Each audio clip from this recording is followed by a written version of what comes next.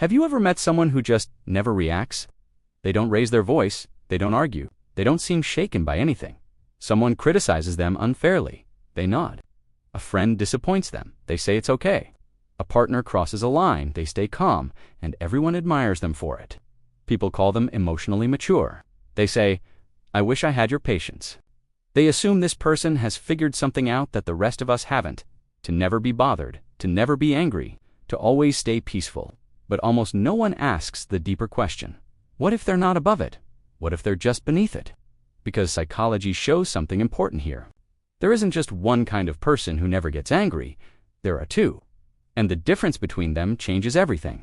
The first type actually feels anger. They notice it rising. They allow it. But instead of reacting instantly, they pause. They reinterpret the situation.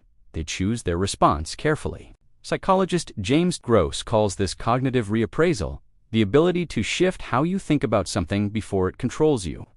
Research shows it's one of the healthiest emotional skills a person can develop. These people aren't calm because they don't feel anger. They're calm because they've worked through it. But the second type looks exactly the same from the outside. They don't react either. They smile. They say, "It's fine." Only this time, something very different is happening internally. Somewhere early in life, they learned that anger was dangerous. Maybe conflict at home was explosive. Maybe expressing frustration led to punishment. Maybe being difficult meant being rejected. So they adapted. They became agreeable, easygoing, low maintenance, not because that's who they truly were, but because that's who they needed to be to stay safe. The anger didn't disappear. It just went underground. And emotions that go underground don't vanish. They accumulate. Research from institutions like Harvard University has linked chronic emotional suppression to long-term health consequences, increased stress, weakened immunity, even higher risk of early mortality. Not because anger is toxic, but because holding it in constantly keeps your nervous system in tension. Your body was never designed to store emotion forever. Psychologist Daniel Wegner discovered something called the ironic rebound effect. The more you try to suppress a thought or feeling, the stronger it returns. The same happens with anger.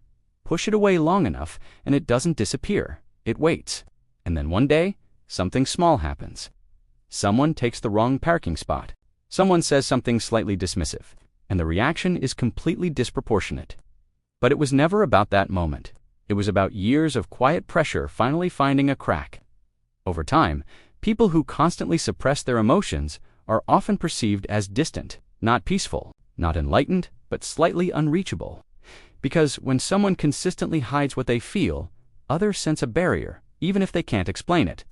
Conversations stay surface level. Connection never fully deepens. And slowly, the person who never complains starts to feel alone. There's also something happening physically. The vagus nerve, the pathway between your brain and your heart, lungs and gut, responds to emotional suppression. Tight jaw, heavy chest, knotted stomach, shallow breathing. The body begins having the conversation the mouth refuses to have. After years of this, something subtle happens. You stop noticing you're suppressing. You tell yourself, "I'm just not an angry person." But anger isn't a flaw, it's information. It tells you when a boundary has been crossed, when something matters, when you deserve better. The goal isn't to become explosive. It isn't to fight over everything. Emotional health lives in the middle, feeling the anger, naming it, understanding it, then choosing your response. Research by James Pennebucker shows that simply labeling an emotion reduces its intensity in the brain. The moment you say "that actually hurt," something shifts. You're no longer burying the feeling, you're processing it. And that difference changes your nervous system, your relationships, your long-term well-being. So the next time you meet someone who never gets angry, don't assume you know which type they are. They might be deeply regulated or deeply unheard. And if you recognize yourself in this, if you're the one who always says it's fine when it isn't, this isn't an invitation to explode. It's an invitation to notice, to quietly ask yourself, what am I actually feeling right now?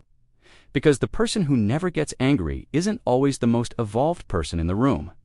Sometimes they're just the one who learned a long time ago that their anger didn't matter. And they've been carrying that silence ever since.